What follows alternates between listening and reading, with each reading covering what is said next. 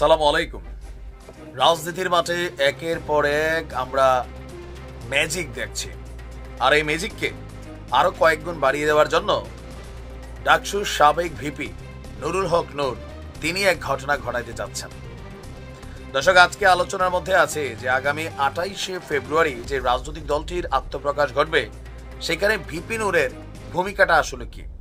তো ভিপি নূরের ভূমিকা নিয়ে আমরা এখানে যতটুকু তথ্য দেখছি, আজকের ব্রেকিং নিউজ হচ্ছে ছাত্র জনতার যে রাজনৈতিক দল সেই দলের একটা বিশেষ গুরুত্বপূর্ণ দায়িত্বে যাচ্ছেন ভিপি নূর, অথবা আপনার নতুন দলের সাথে একটা জোট বাঁধতে পারে ভিপি নূরের এই গণ অধিকার পরিষদ। আর কিছুটা কিন্তু আজ করা যাচ্ছিল, কারণ বিএনপি বলতেছিল স্থানীয় সরকার নির্বাচন আগে হওয়া যাবে না।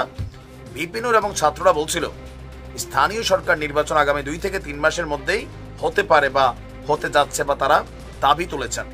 এখন আমরা দেখছি যে নতুন দলে জোট দেওয়া কিংবা জোটবদ্ধ হওয়ার ব্যাপারে নুরুল হক নূরের সাথে আলোচনা হয়েছে ছাত্রদের, কারণ তারা সবাই কিন্তু নূরের সাবেক কর্মী।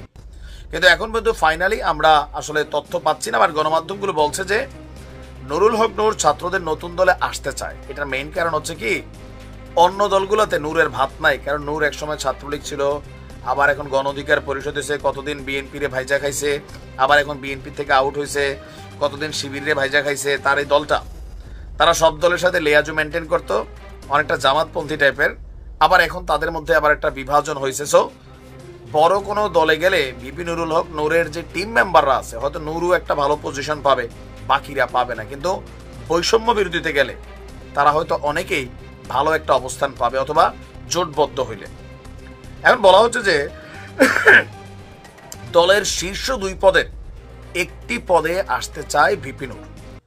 তার মানে ভবিষ্যতে রাষ্ট্রপতি অথবা প্রধানমন্ত্রী, এই 2টা পদের একটা পদে কিন্তু নুরুর টার্গেট। এছাড়া দলের একজনকে মুখপাত্র রেখে স্থায়ী কমিটির সদস্যদের দিয়ে দল পরিচালনারও আরেকটি প্রস্তাবনা আছে।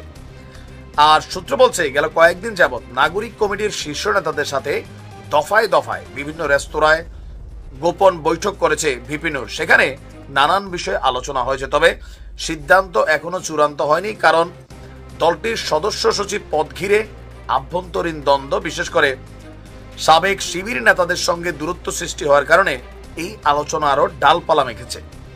একই কারণে দলটির আত্মপ্রকাশ ঘিরে সক্রিয়তা শুরু করেছেন নাগরিক কমিটিতে থাকা গণ অধিকার পরিষদের সাবেক নেতারা। এছাড়াও এই দলটার মধ্যে আপনার বাংলাদেশ জাতীয়তাবাদী দল বিএনপি, তারপর হচ্ছে গণ অধিকার পরিষদ সহ বেশ কয়েকটা দল, কিন্তু এখানে অনেক নেতারা হয়তোবা কানেক্টেড হতে যাচ্ছে। তো এই ঘটনা দেখার পর বিএনপির নেতা কর্মীদের মধ্যে একটা ক্ষোভ আমরা দেখছি যে প্রকাশ হয়েছে। ক্ষোভটা কি, যে ধরেন ভিপি নূরের উত্থান সাপোর্ট টোটালি এটা হচ্ছে বিএনপি এবং জামাতের টোটাল। কারণ ওই মুহূর্তে হিরু আলমও বাংলাদেশে একটা ক্যারেক্টার ছিল ভাই, নামগন্ধ আছে। আলমরে মারলে পুরো বাংলাদেশ যেমন ঝাঁপাই পড়ছে, এখন আলমের পক্ষে আপনারা কথা বলেন না। কারণ কি, আওয়ামী লীগ যারাই সুইত, আওয়ামী লীগ নিয়ে যেই কথা বলতো রাতারাতি হিরো হয়ে যেত, এ ভাই এটা এটা সেটা সেটা। এখন এরকম আবর্জনা যারা আছে পরগাছার একদম ঝরে গেছে। এখন হচ্ছে যারা রিয়েলির মাঠের রাজনীতিতে আছে তারাই কিন্তু এখানে টিকে থাকবে। তো এই কারণে অনেকে বলছে যে ভিপি নূর তিনি ভিপি হয়েছেন বা তৎকালীন প্রেক্ষাপটে যাই হয়েছে এটাতে বিএনপির সাপোর্ট ছিল, জামাতের সাপোর্ট ছিল, এখন তারা তাদের রাজনৈতিক দল নিয়ে ব্যস্ত। এই কারণে নুরু ছাত্রদের দলের সাথেই তার কানেক্টিভিটিটাকে শক্ত করছেন। দেখা যাক আর কি চমক আসে। ভালো থাকুন।